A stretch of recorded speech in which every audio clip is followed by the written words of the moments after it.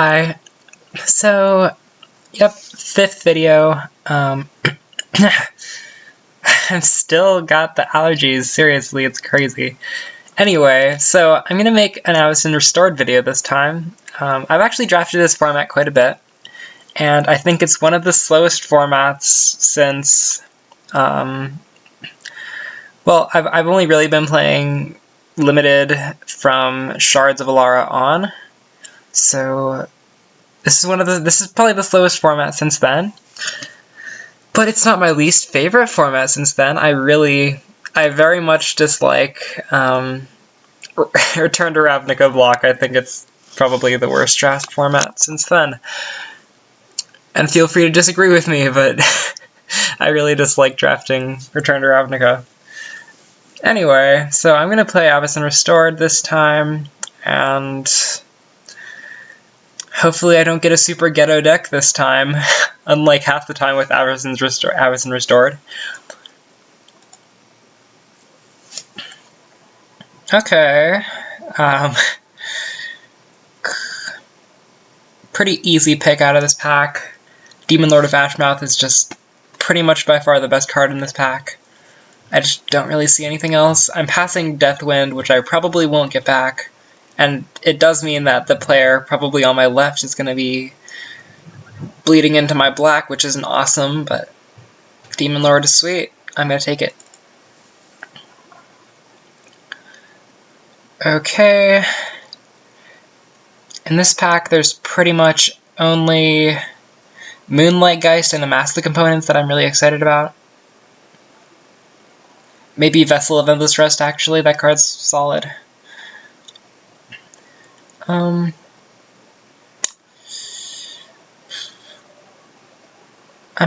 I've drafted white-black a lot.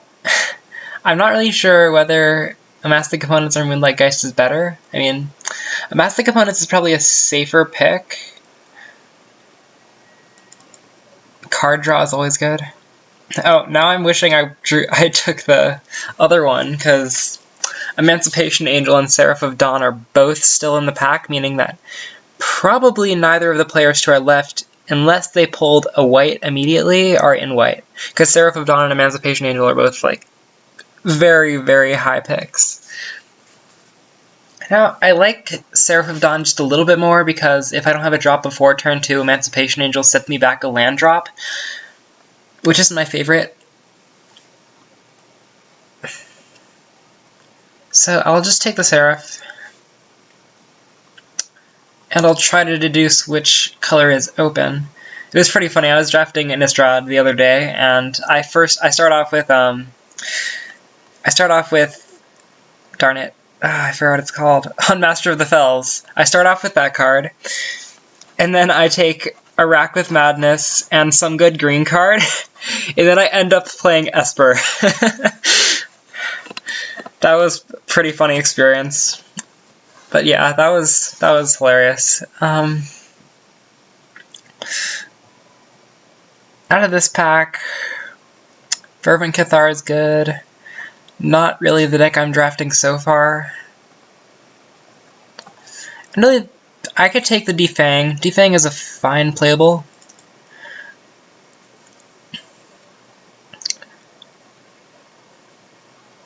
Yeah, I think I might not even... Ooh, okay, actually, there's a late Amass the Components. So it looks like white-blue is going to be pretty open. It always seems like I play some variation of Esper. So either white-blue or white-black or blue-black when I'm playing Avacyn Restored. It seems to happen almost every time. It's kind of ridiculous. So I'll take Amass the Components again, because card advantage is good.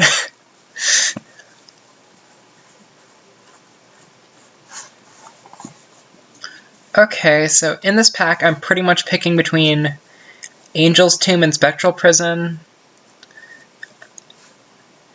Angel's Tomb is just, like, probably a better card, but if I'm not aggressive, I don't really want to be playing it. And Spectral Prison is... You'd be surprised how little of the time they actually have things to target their own creatures with, like pump spells and stuff. So it's pretty much just a straight pacifism. Well, I guess it's not even that, because they have to attack first, but it's still, it's a solid card. I mean, I like Angel's Tomb a little bit more. Yeah, I'll take it. Because it's hard to answer, really, because unless you're playing Naturalizes or stuff like that in your deck, you can't really deal with it, because no sorcery removal hits it. Unless it's Naturalize, which is an instant, so I'm just contradicting myself now. Oh, am I don't even know whether I'm white-blue or black-blue, actually. And it looks like black-blue is more open, because Searchlight Geist is still in this pack. But do I even... Okay, once again, some combination of Esper, I don't know yet. We'll see. We'll see how it pans out. So that's a late peel from Reality. I really like this card. So I'll take that. Nothing.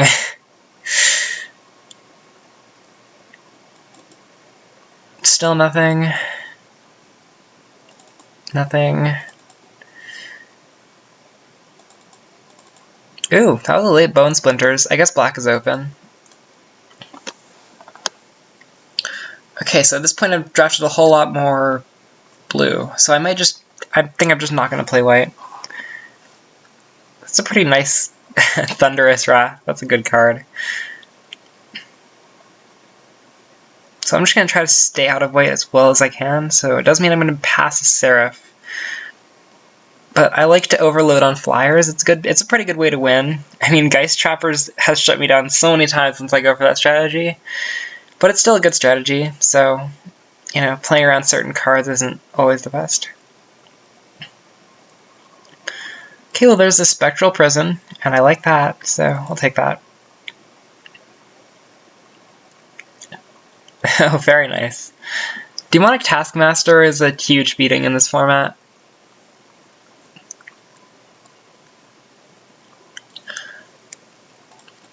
Like a 4-power flyer for 3? Like, what? That's pretty insane. So, that's a good card. Okay, I see 2 cards that I'm willing to pick out of this pack, and that's either Scrapskin, or Drake, or Undead Executioner. The rest is kind of garbage, except for Crippling Chill, maybe. That card's solid playable, but there's no way I'm picking it over a Scrapskin, Drake, or Undead Executioner, because these cards are both good. But like I said, I like overloading on flyers, so Scrapskin, like, flying is actually a deceptively linear mechanic. Ooh, Evernight, I've been on the wrong end of an Evernight Shade a lot of times, so I'm pretty sure this card is good. Like, yeah, I've been on the wrong end too many times to not pick this card here.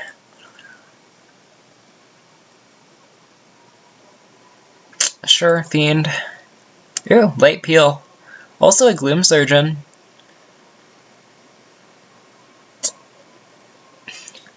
You know, I actually like Gloom Surgeon more right here. Kind of an underdrafted card. More flyers.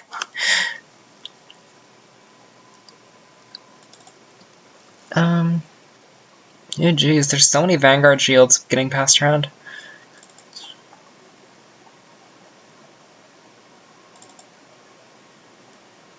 I'll take the rare.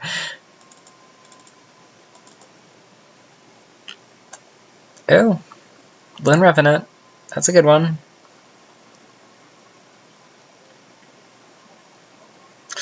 Yeah, I'm not too excited about the rest of this pack. I mean, Blood Artist is fine. It's not that good. But I mean, I just get excited about Blood Artist because I know that it's like a sort of constructed playable card. So, and I've played it a couple times. It seems okay. It's never like won me a game on its own though. So, Lone Revenant is fine just as a 4/4 hexproof with potential upside.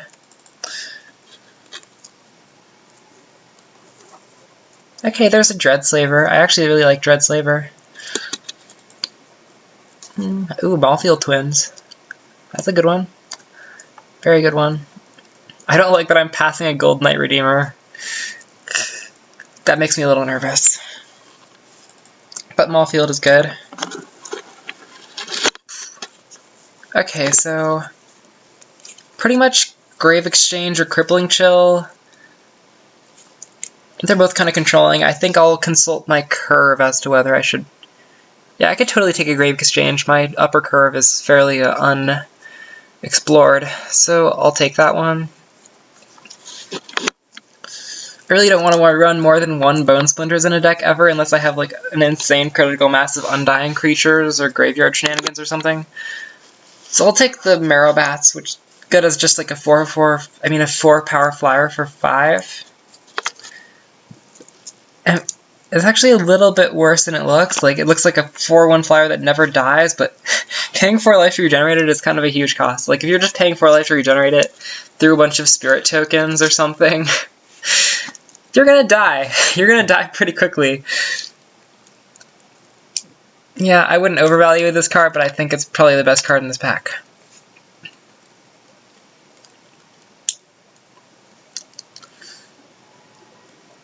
I could take the Blood Artist here. It's probably the best card.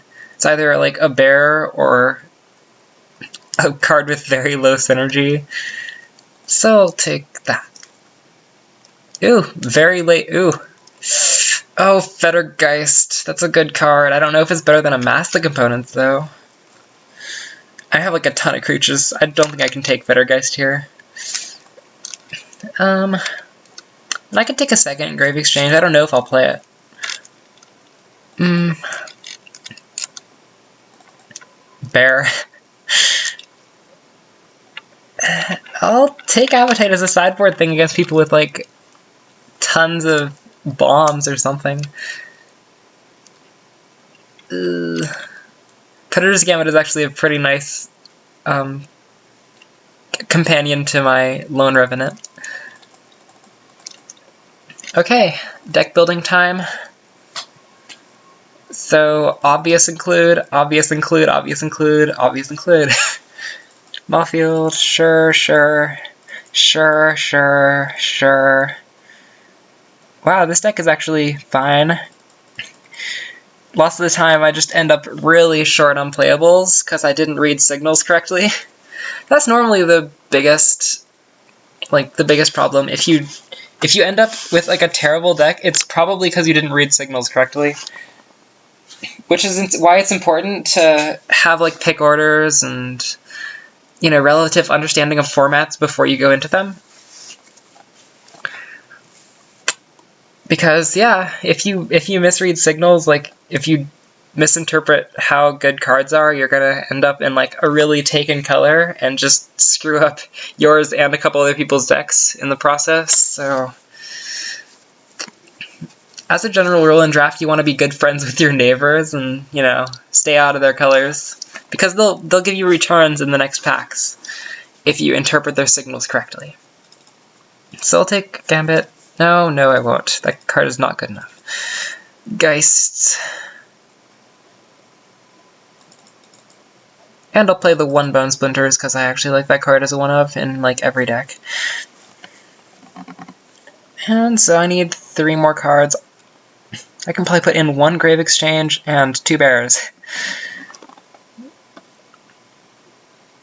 And the rest of this I'm not too excited to run, so that'll probably be good enough. And I always forget to sideboard for limited, so I'll try to remind myself this time. And I think...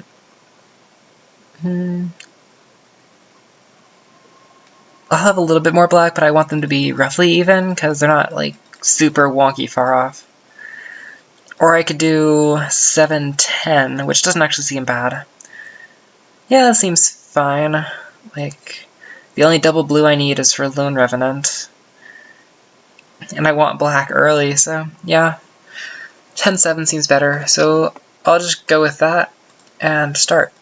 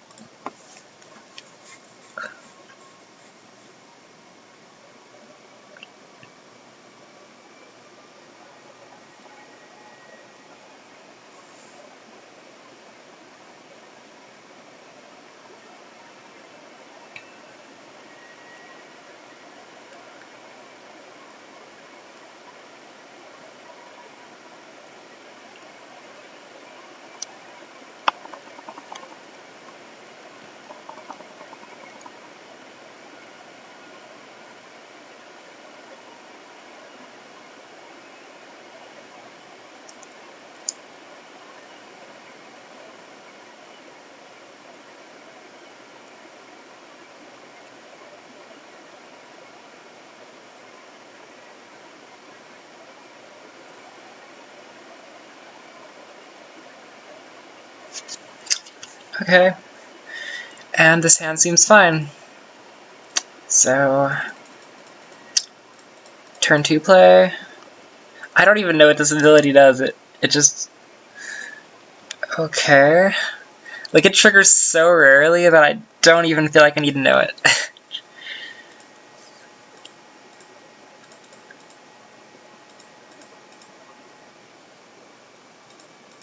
Ugh. Yeesh. Oh, hold on. I think I might have... Did I not put my Angel's Tomb in my deck? Because if I didn't... Oh, okay, good, it's there. I was worried. I was like, that card's good, but it seems like I didn't do it for some reason. Well, I did, so it's fine. And amass the components. For value. Oh gosh, I'm getting beaten down pretty hardcore. But that's about to change. So I'm going to get in with Crypt Creeper. I doubt they'll block. And Demon Lord. Lockdown. Hopefully it doesn't just die. Alright. So I want to have another creature pre-combat in case the Demon Lord dies in combat and I have to sacrifice something else. So I'll play that pre-combat main. And I'm getting milled out by a weird Stern Mentor. Yeah.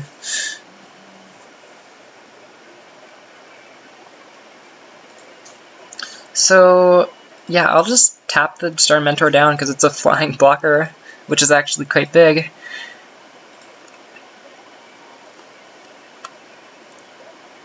Okay, I have lethal. I think the only thing that stops me is, like, that 1 mana deal 2. Oh, well, wow, okay, it was there, so... Righteous Blow is what it's called, I forgot. Anyway, I'm still probably going to win this, but okay, one more turn. Don't really need an island.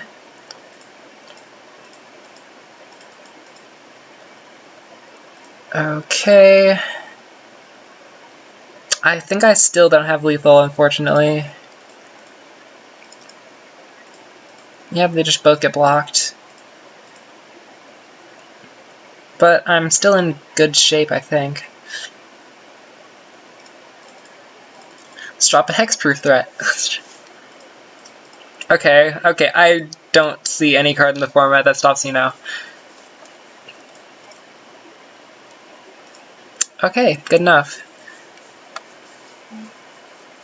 Okay, this hand is fine, I guess, even though there's no black mana.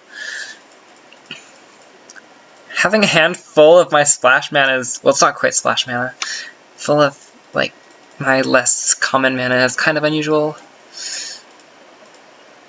Oh wow, wind flying is a downside. Snap. Yeah, I'll just tap that down for tempo. Ooh, Tormentor's Trident is actually going to be kind of brutal here.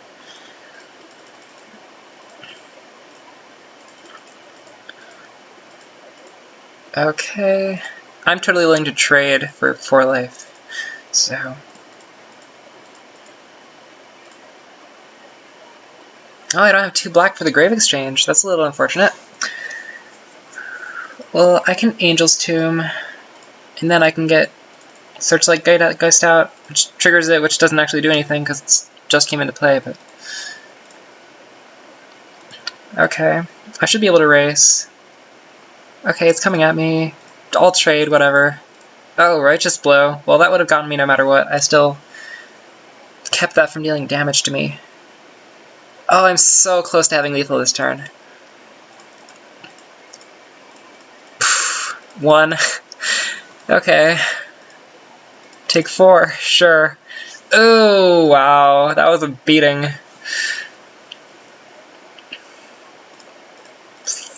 Do I have lethal? Still blocks my biggest, which is... Yeah, I do have lethal.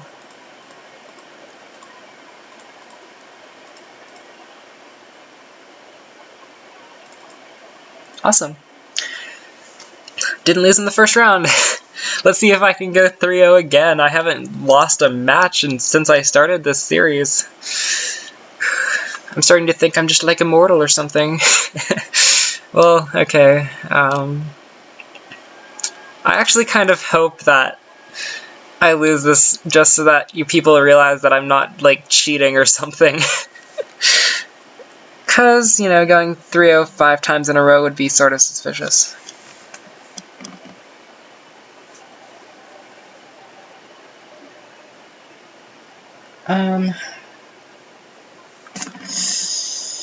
Yeah, I don't like this hand. I barely like this hand, but it'll have to do.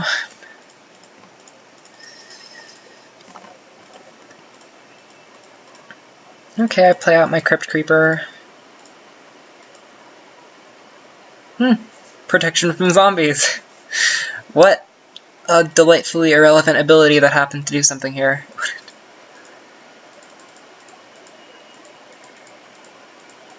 Ew, I don't like the Druid's Familiar. That card is really terrifying. Okay, make an Angel. Fight those. Oh goodness. Oh goodness. Demon Lord. I really don't like that one. That's gonna kill me really quickly. Yeah, I'm just dead. I'm gonna concede. That was quick.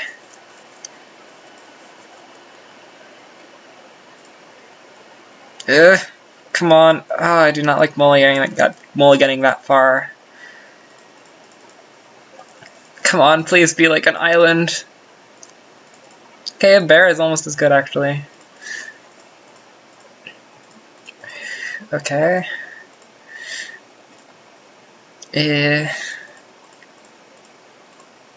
Oh, wow. I'm probably gonna lose.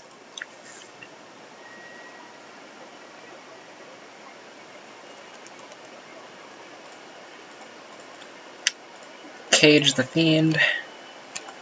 Deathwind takes out my last guy.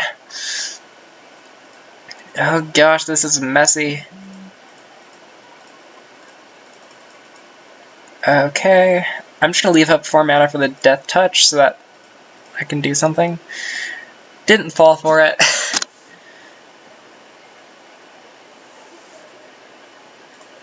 So, I just play a 4/4 as a buffer. This game is extremely unlikely to win.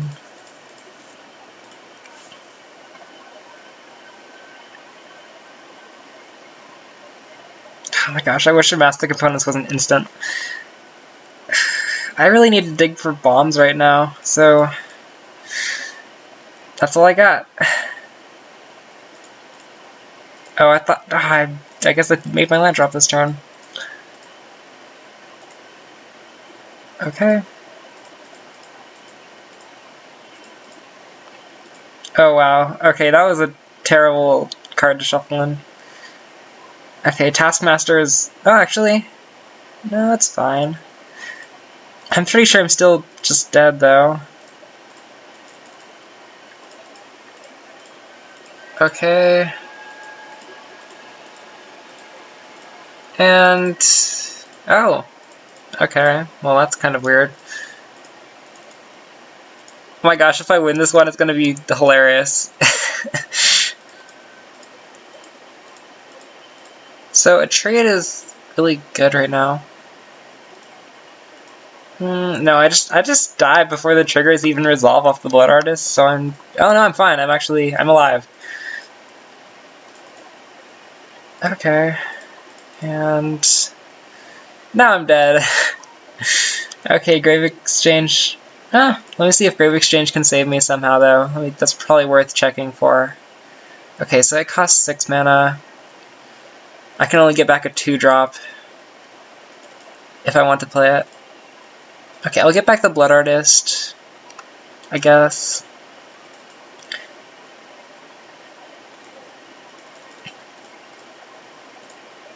Okay, oh, well, okay, I didn't even think about that. Sacrifice Soul Cage Fiend, I die. Okay. Well, I lost. It's possible. Alright, so that makes this video significantly shorter, since I don't have to go to the end. I still have to do my Crack-a-Pack, though, because I didn't just lose, so I do still get a pack. Because if you get well, it's so weird. I don't know if you, like, in my home screen when I'm about to choose the draft format, it gives me a little list of, like, how many times I got first, second, third, fourth. Fourth really means 5th through 8th, so I died in the first round. Third really means died in the semifinals, so either 4th or 3rd. Second means lost in the finals, so 2nd, and first means first. So I got what this game would call 3rd, so I get a pack, probably 1 pack. Demonic Rising as my promo. Okay, so I get to do my crack. That sounded weird. Okay, Crippling Chill. This is actually a solid playable. Like, you can get these pretty late, and they go into every blue deck. Like, they're an interesting tempo play, and they replace themselves, so they're always viable as a card in your deck. Like, you're never really sad to play these, but you're also not going to pick them very highly because their effect is actually fairly minimal. Anyway, okay, moving on. Defang. So this is kind of like the pacifism of the format, I guess, but it's like way worse pacifism because the creature can still block. So if you put it on their huge creature, it's like it has 0 power, but it's still like a wall, so you have to fight through it. So you can't really play Defang as an aggressive card. Like it is good. It's still good in the control decks, which is so in the control decks, it's pretty much a pacifism. It's just as good. So you'll play these most of the time. They're reasonably high-ish picks. They're not like slam first picks though, unsurprisingly. Okay, and Hallowed Pact.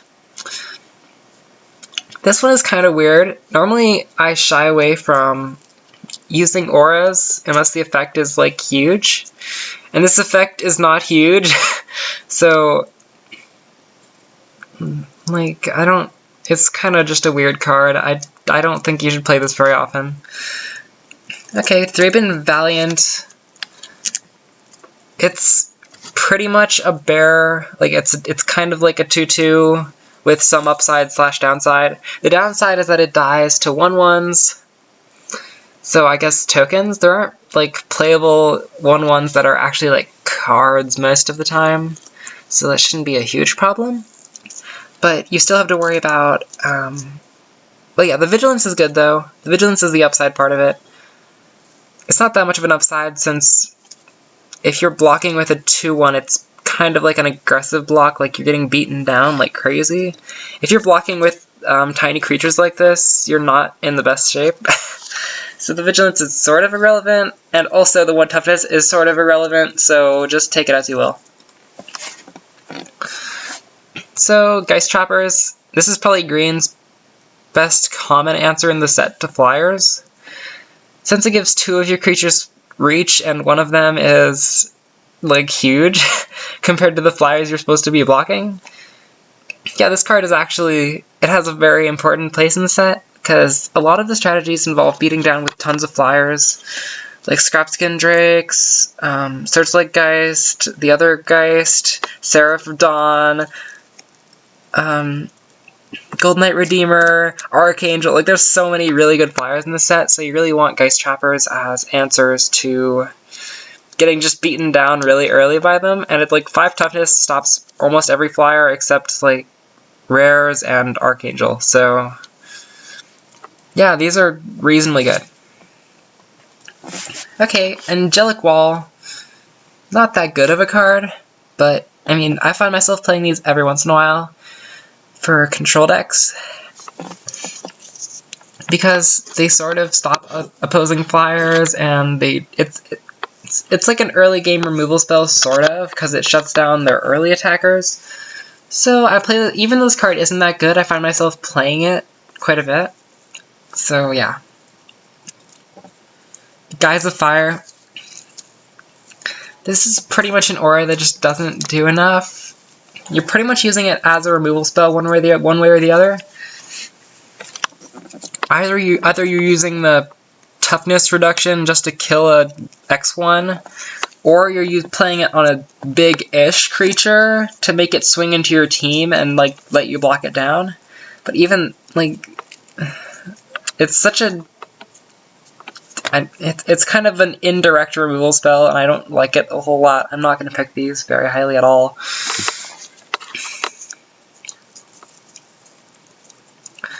Okay, this is a reasonable sideboard card against a ton of removal. But the thing is, though, Avacyn Restored is actually extremely light on removal. There's like Death's Wind, Bone Splinters, like some Spectral Prison. There's just not a whole lot, so you don't have to worry about Sheltering Ward too much. You're probably just almost never going to bring these in. But, I mean, it's a card. It's a card that in some crazy niche situation you'll find yourself playing every so often. Okay, this card, do not ever pick this highly, and probably don't ever play it in your deck. Like, you're paying 2 mana for a 1/1, so you need to have like a huge upside to make that worth it for the Manila test or whatever. And that ability is definitely not worth it. Like, it just doesn't do very much. Like, 3 mana for 1 damage is not the best rate, and 1/1 for 2 mana is not the best rate, and you put them together, and it's still not the best rate, so pick another card. Okay, Gang of Devils. Like, this is really similar to Pitchburn Devils, which is a card from Innistrad. And, like, the upside is that you're allowed to divide it as you choose. The downside is that it costs 1 more. And I think those costs are fairly interchangeable, depending on how aggressive / controlling your deck is. But this card is really solid playable. Like, you'll play this every time you have it in your color, because it just puts so much negative pressure on attacking you, and puts so much negative pressure on blocking it, unless they have, like, an X5 or something with toughness with power less than 3. I don't know, something weird like that, but yeah, you'll play this. It's pretty good. Okay, Tandem Lookout is actually very good. It's a blowout on an empty board. If you can just, like, slam this turn 3, they haven't played anything, like, you're on the play or something, so they don't have anything till turn 3 for some reason. And if you just, like, slam another creature and just, like, get in for a card and just, like, get in for 2 cards next turn, that's a pretty good rate. Like, Tandem Lookout with, like, a flyer, like Scrapskin Drake. So fortunately there's enough blue flyers in the set that you can just draft Tandem Lookout and not have to be in a different color for the flyers or other evasive creatures. But really, this card is awesome once you pair it with, like, any flyer or, I don't know, like an Intimidate or something. But any evasion makes this guy really good, so it's a fairly high pick. Okay, Ghostly Touch. So yeah, this is another aura with a very minimal ability. I guess, like, if you're an extremely aggressive blue deck that doesn't want to just, like, be playing a creature on turn 2 instead of this crappy aura, sure. I don't think I've ever played this card in a deck. I've never seen it cast. I'm pretty sure you should just never play this card and don't ever pick it. And Exquisite Blood, which is, like, a really junky rare for this set. Like, you are never going to overload on enough removal to make... Oh, sorry. Exquisite Blood. I was getting confused with Sanguine Mon for a sec. You probably still shouldn't play Exquisite Blood, though.